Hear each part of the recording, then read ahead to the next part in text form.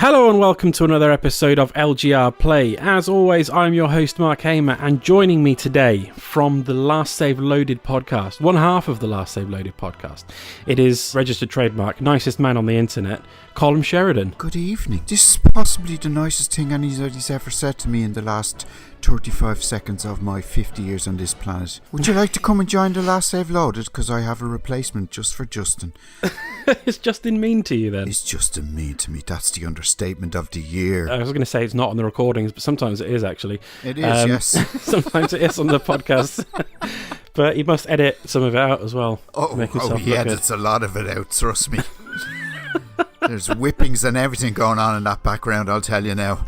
Torture chamber has nothing on me and Justin's cat fights and bitchiness. We're like the Morecambe and Wise of the podcast worlds, you know, secretly detesting each other. He's obviously jealous of me and my boyish good looks and my beautiful flowing locks. Your raw animal magnetism. Oh, that's it. Yes, thank you. Yeah. Oh, Jesus, Mark, you're being very nice to me. I'm starting to feel attracted to you over the airways. But anyway, let's not go that way. No. Let's. What are we here to talk about, Mark? Because this is your baby. Well, we're here to talk about video games. Specifically, we're here to talk about Ni No Kuni II, because we've both been playing it, and I think we both like it. I like it. Have we been playing it? Yeah. Well, you've played a lot. No, that's the understatement of the year. I've been 74 hours of this beautiful game, and I have not, and I repeat this, and you can quote me on this, well, you obviously will be, because I'll be saying it, I have never enjoyed a game as much in my entire life as I have been with this game. Oh, wow. Okay. Did you play the first Ni No Kuni? Hated it. You really? Okay. Oh, detested it to the feckin' core. It was the battle system that got on my wick. Yeah. I started off going, I'm going to like this game. And then as soon as you got into the battles, I was going, what's going on? I couldn't get a grip on it. But after playing this and enjoying it, I think I will go back to the first one and try it again at some stage. We'll just introduce what it is. Ni No Kuni II is the kind of sequel to the first Ni No Kuni. Made by Level-5 Studios. The first one was in collaboration with Studio Ghibli, and this second one is not in collaboration with Studio Ghibli, but some artists who have worked for Studio Ghibli worked on it before, so it's got a very Ghibli style, art direction. First one was more of a traditional JRPG, turn-based combat sort of thing. This one's got more of a real-time action-based combat, and I will agree with you that the combat system in this one is a lot better than it was in the first one. I did kind of like the sort of Pokemon aspect of the first one, of collecting these familiars and using them in battle. That was kind of nice, but turn-based combat, I still love it, but you got to do it right, and it didn't.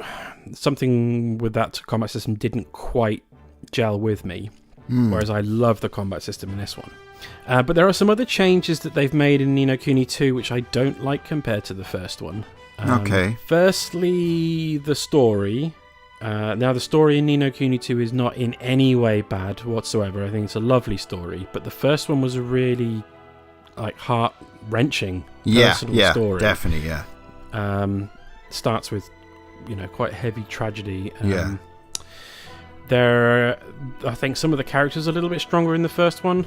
Now, bear in mind, I'm less than 20 hours into the second one, so that could change. But characters like Mr. Drippy in the first one were just so memorable. I'll always love those characters.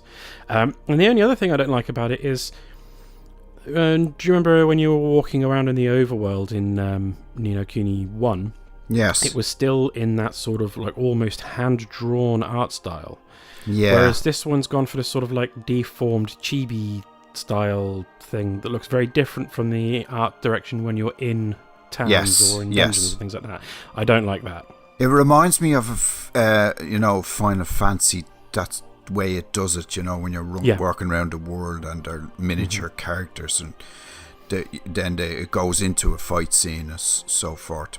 But when I started playing that at the start, the going into the fight scene wasn't as seamless as it is now, and it was a bit janky.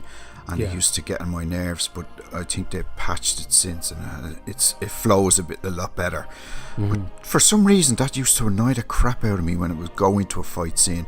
It would sort of stutter just a split second, and it just irritated me for some reason.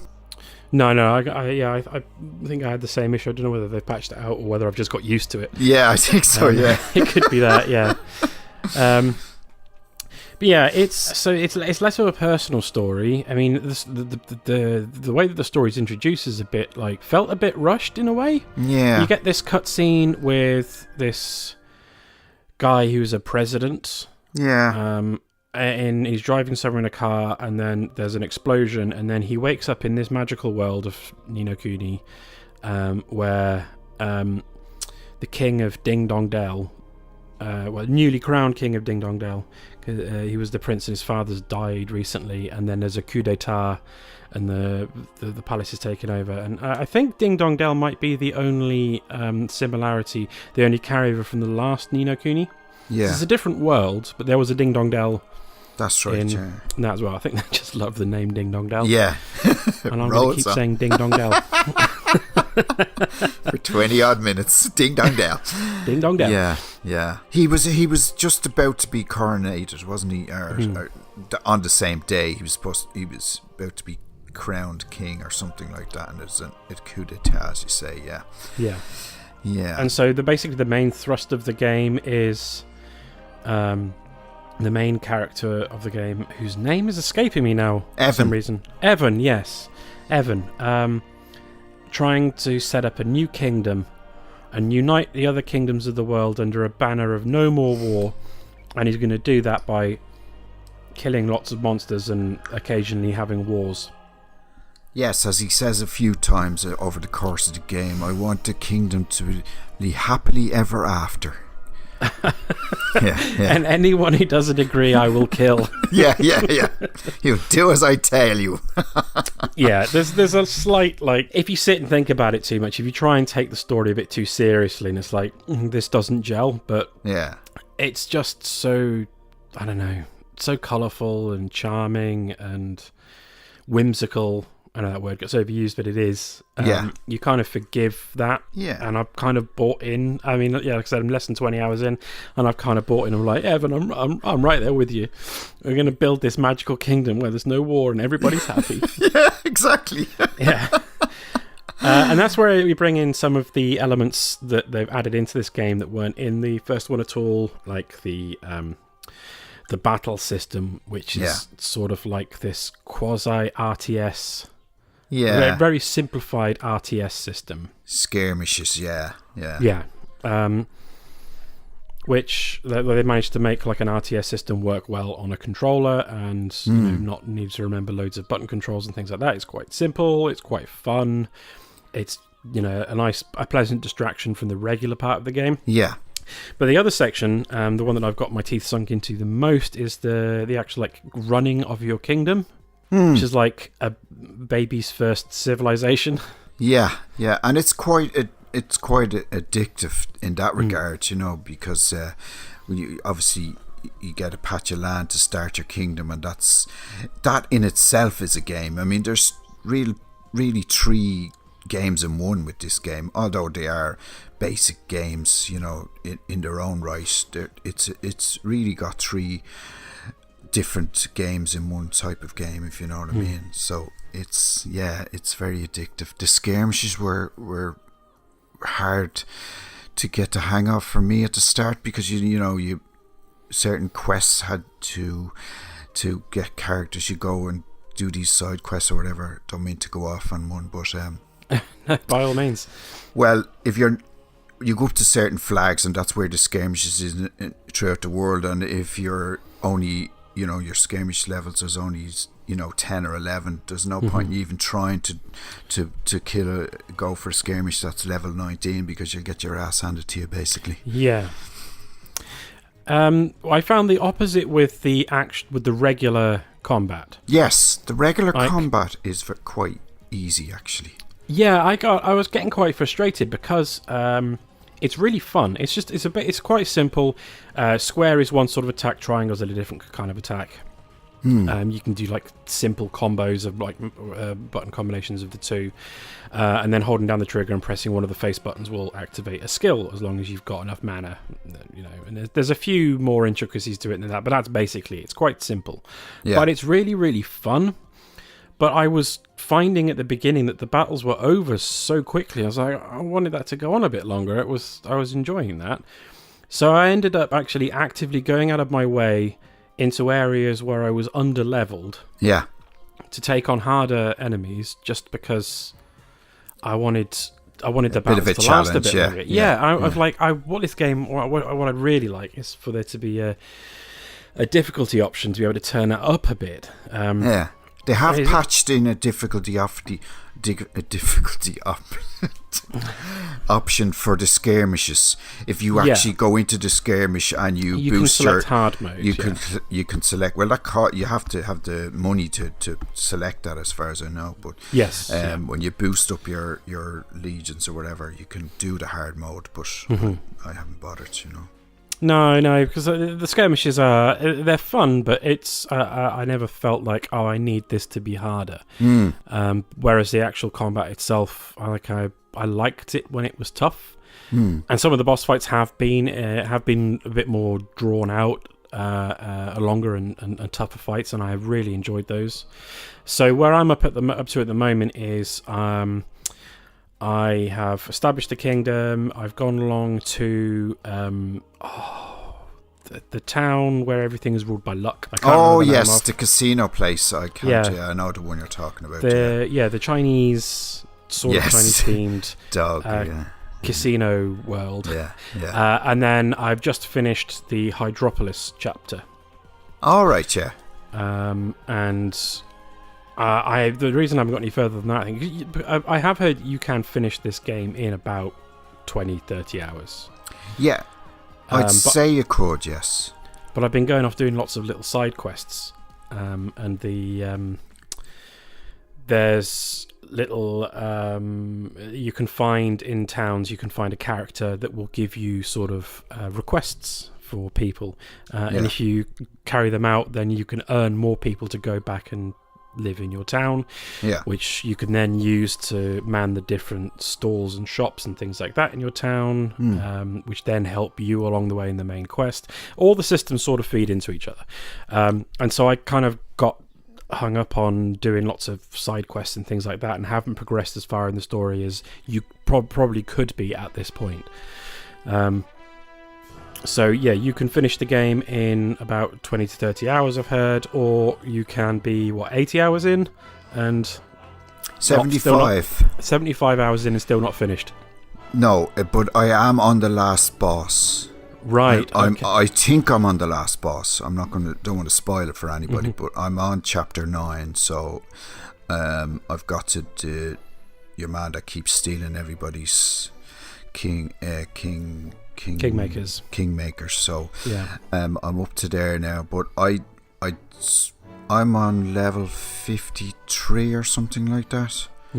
So I think I'm leveled up enough to take him on at this stage, but I'm just hoping that when I do beat him, that I can still continue on with my kingdom building and so forth, and side quests. In the first Ni No Kuni, when you'd finished the main story, there was a further quest line for you to go down. All right, okay. That you could carry on doing afterwards, and I'm hoping that this will have something similar to that, because it's nice to have that option to be able to, especially when it's got something like this with this kingdom building side game, which is, like you say, quite addictive. It would be nice for it not to have like a definite end, and you can just carry on going and doing that. But we don't know yet. How many people have you got in your kingdom? Only about a dozen. All right, I've got 71 so far. Wow. Okay. Yeah. No, I have most of the buildings, most of the facilities in my town are currently unstaffed. because I haven't got enough people to. I built loads of buildings and I don't actually have the staff to fill them up yet. I did that too. Yeah, but I'll that'll happen. That'll come. I'll just keep pushing through with the side quests and gathering more people up, and that'll happen, I'm sure. And just as a little note, because it took me a while to figure this out, but as you probably know, I'm a bit slow and old. But when you assign the people to certain buildings, right, and then they do research on certain things, while the people are doing the research and working away on your buildings, they can also be leveled up. Oh yeah. So when you go into the building, I didn't realise this. I seen these arrows and I was going, "What? They're leveled up." Okay, I just assumed they would level up automatically, but you have to go in, select that person, and press the option button, and then it will level them up for you. Yeah. So that's great. Talk to us about the little higgledies. Oh, the higgledies. Right. Okay. So, in the first game, you've got lots and lots of these little charming characters. There was Mr. Drippy, who we mentioned before, and there were the other fairies. And you actually got to go to the fairy kingdom at one point, and it is one of my favourite areas in any game ever. Like, I absolutely love it. In this game, you've only got like the one sort of. He's not a fairy. He's a kingmaker, but he's a little Welsh character. Yeah, he's like Welsh Mr. too. Yeah. But you've got, instead of the familiars that you would collect in the first game that were used for combat, now you've got these things called higgledies, which assist you in combat, and different higgledies will have different abilities, and they're these little sprite characters that are incredibly cute, and they are created by cooking them. Yes. Yeah. Well, you can also pick them up through stones as well. As long as you have the correct item that the stone wants. The higgledies they just carry out, like, they will throw out like healing orbs or things like that to you, and they will do very basic attacks on enemies.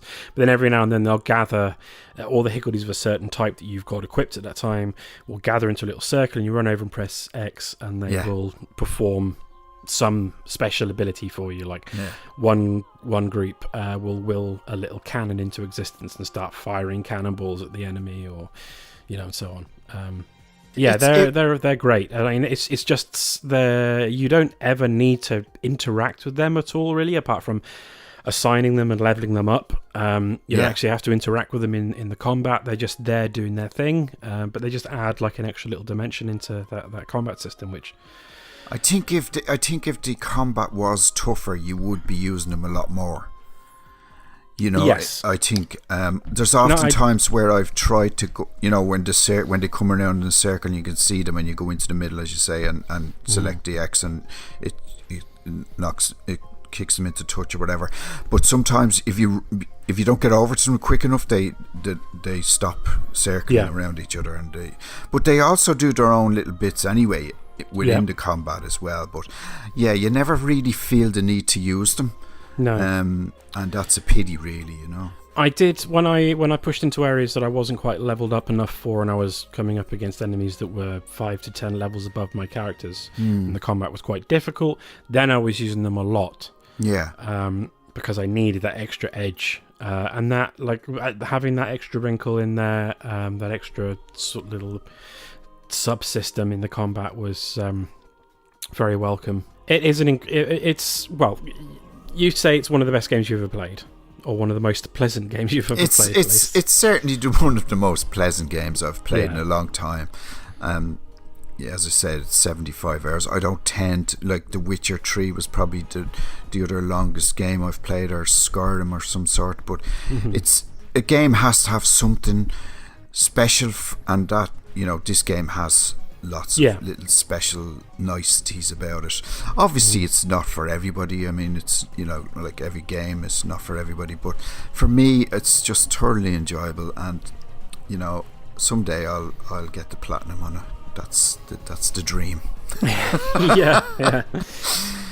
I got my partner bought. I bought it digitally, and then my partner went ahead and bought the special edition of it, because it was recently on sale on a particular online retailer for like 60 quid.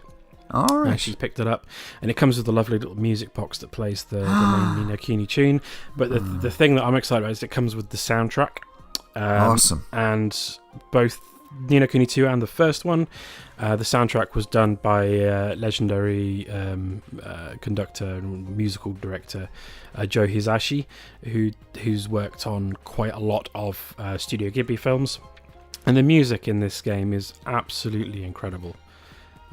That's one of the things that's keeps pulling me back into it. That it's like, hey, this past week I've gone in every single night and played a few hours. And the combination of the music and this beautiful, colourful world, and the characters that, I might not love them as much as the ones in the first Ni No Kuni, but they're more forgetful. They're not as, they don't have a certain thing about them. Like, they are forgettable, really, apart from Evan and but they're not really standout characters, really. You know what I mean? No, but they're good. They're a good supporting cast, and Evan is a thoroughly likable protagonist. Yeah, I've gone for the beginning. I wasn't sure if I'd like Evan at all. I was worried. I was like, oh, am I going to be in this game for 30 hours? With a character I don't like. At first, I thought he was a bit whiny and everything. Yeah. Oh, boo-hoo! Your dad's just died, and your kingdom's been taken away from you. Stop whinging, kid. Yeah. And when you're in the battles, when you're in the fights, like, he does say the same phrases over and over again, like, and yes. At the start, it started to wear thin, but then I just must have got used to it and just. Hey, but we've both also played Xenoblade Chronicles 2. Yes, I've. Well, I haven't finished it yet. But you know how annoying the chatter can get in the combat in that game. So compared to that, this is bliss. Yeah. But yeah, Evan is a thoroughly likable character, and his story is definitely pulling me in. It definitely pulled me in. I've had there's been a lot of strong JRPGs recently. Xenoblade Chronicles 2, Persona 4 last year. There's Dragon Quest 11 or whatever it is that's coming out later this year. That's apparently incredible. It's been out in Japan for a year. Yeah. This might be the first one in a long time that I actually finish. Because I'm terrible for like starting these JRPGs. I'm loving this. This is amazing. And then getting distracted. Getting distracted, and then so much time passes that I can't go back to it. But this is like I haven't. I mean, there's loads of games out at the moment. Loads of games that have come out since then. I haven't played God of War in 2 weeks. Wow. Because I just keep on coming back to Ni No Kuni. Well, God of War is supposed to be amazing. It is, but Ni No Kuni. Charm. Yeah, it's exactly. A charm, hasn't it? It doesn't have that charm. It doesn't have its bright colours. I'm a child, basically. If it's got like bright colours and a nice plinky plonky soundtrack. Yeah. Awesome, yeah. Same here. Sold. Yeah. I'm an older child, you're a younger child. But it's also some. I would not recommend Xenoblade Chronicles 2 to a lapsed gamer. I wouldn't recommend Persona 4 to a lapsed gamer. I wouldn't recommend the vast majority of JRPGs to a lapsed gamer. I would recommend this because it can be completed in a short amount of time. But, if you want to drag it out for 75 plus hours, you can. Yes. But all the systems are... There's enough intricacy to it to make it interesting, but but it's never overwhelming. Everything's easy to get to grips with. Yeah. It's perfect for a lapsed gamer, really. But I think if it just had the normal combat in it without the building and the skirmishes, it would get pretty boring pretty quickly, because it has the other aspects of the game, of them games in it. It sort of keeps you coming back for more, Yeah, absolutely. There's a lot of variety in it. With the three different, the main storyline, and then the two sort of side events that you can do. There's a lot of tons of side quests. There's tons, oh my god, so many. There's tons of side quests to improve your city building. There's side quests to add people to your city, obviously, as you said. And then there's other other quests to like find 3 corals or 3 this or that, and then there's a little dude in each town that you go and do some sub side quests, like as you said, find 3 corals, and when you go back to him, then you get these little points, and for them points, then you can ask him to find you more people for your town, and then all you have to do is go over to them people and say, come join me, and that's the quest. That's their quest. They join you straight away. But for the majority of the people you have to want to join your town, you have to do a side quest for them, Yeah. There's tons of side quests in this now. Definitely. There is. Yeah, each city has I'd say at least 30 or 40 side quests in each one, like, so. And if you ever feel overwhelmed, you don't have to do them. No. They're completely optional. Most of the city, the kingdom building stuff, completely optional. Yeah. Most of the skirmishes, from what I've understood, are completely optional as well. There are a few that are, you have to do them to progress down the storyline, but on the whole, it's like it's completely optional. It's like there if you want it and you want to get more out of the game. Definitely, you don't have to. You could just do the whole main quest and without actually having to do any of the other stuff if you wanted to. Yeah, you could mainline it in about 20 hours or so. I'd say so, yeah. But it's a fantastic game. What do you think of the text speak? There's not very much actual speaking in it. This was the thing that was in the first Ni No Kuni as well.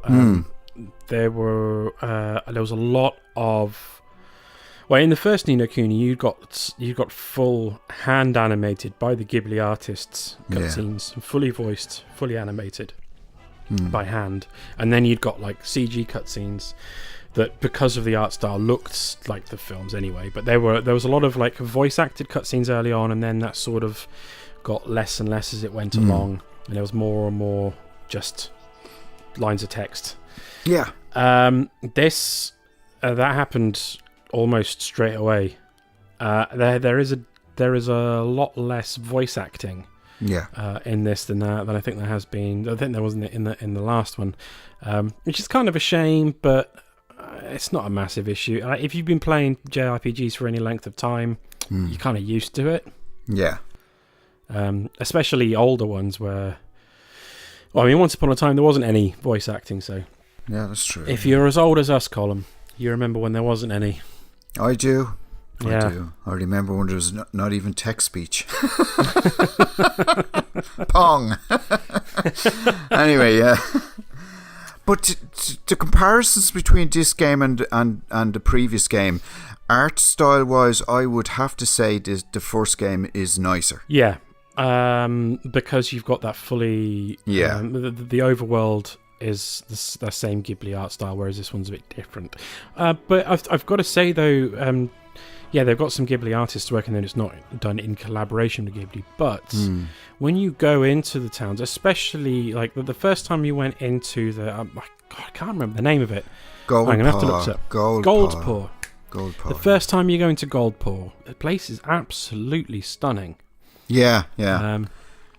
They're all different teams. So yeah, it is. And they are all beautiful. When you go into the abyss area, and you're going down the water streams further and further down into the ocean. That irritated the crap out of me. That one now. That area did become a bit of a maze. Confused me, yeah. But in terms of the way it looks, it's lovely. Yeah. It's just there's less of that loveliness because of the changes to the overworld art direction, which is a shame. But thoroughly good JRPG. One that I would thoroughly recommend to a lapsed gamer. And, definitely, yeah. It's on sale on the PSN this week as well. Yeah, so get on it. On digital, so, I'm sure it'll be even cheaper in another 6 months' time. But it's definitely worth...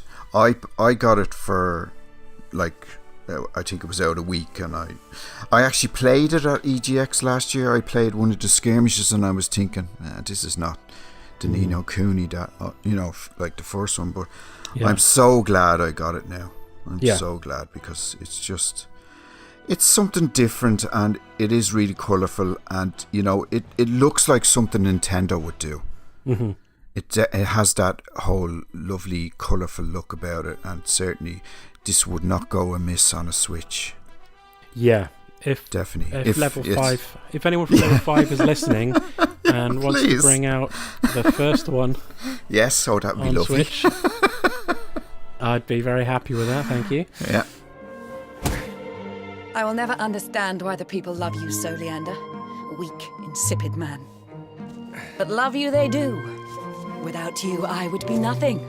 That is what they whisper, is it not?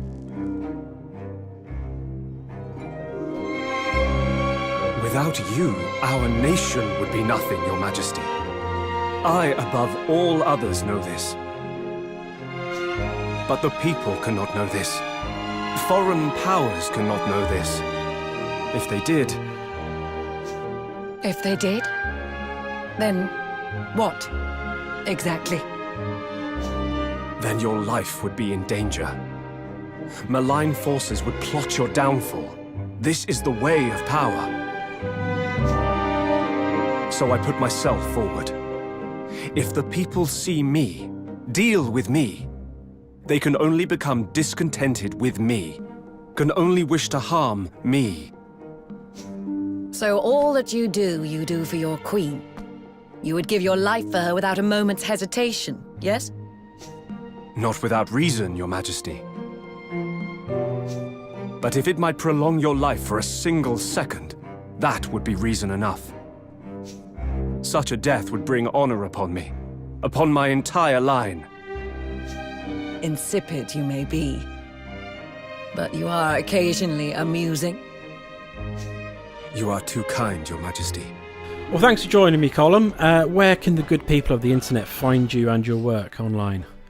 My work. I don't have any work. I'm at Solemn67, and if there's any desperate grannies out there who are lonely, you can always ring 666-999. But anyway, you'll find me at Last Save Loaded. Usually I start off with the Last Save Loaded podcast, which I have been known in the previous past to go, welcome to episode such and such of Laps Gamer Radio, because I have certainly got a fascination with you lads for some strange reason. So, it just seems to roll off the tongue. It just seems to roll off the tongue a lot easier.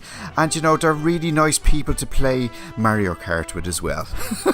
Last time we played a bunch of Mario Kart together as a whole group, and my other half was playing with us back on the Wii U. Yeah, that's probably the hardest I've ever seen her laugh. It's you're like every time you get hit by something, swearing and then immediately apologising for it.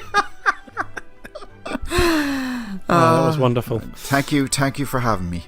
Thank you for joining. It was really good, because it's nice to talk to somebody who appreciates it, more than Justin appreciates my love of Ni No Kuni II. Justin would love it if it was in VR. Yeah, I'm sure he would. Yeah, if it was VR Ni No Kuni with more guns, I'm sure he'd be happy. Excellent. Well, that's it for this episode. If you enjoyed the video, then please do hit that like and subscribe button and leave us a comment with your thoughts on Ni No Kuni II. As always, you can find us on Twitter at LapsGamer. You can listen to the Laps Gamer Radio podcast on iTunes, Podbean, and now on Spotify as well. You can email us. The address is lapsgamerradio@gmail.com, and you can visit our blog at lapsgamer.com. Thanks very much for watching, and we'll catch you on the next episode of LGR Play. Goodbye. Goodbye.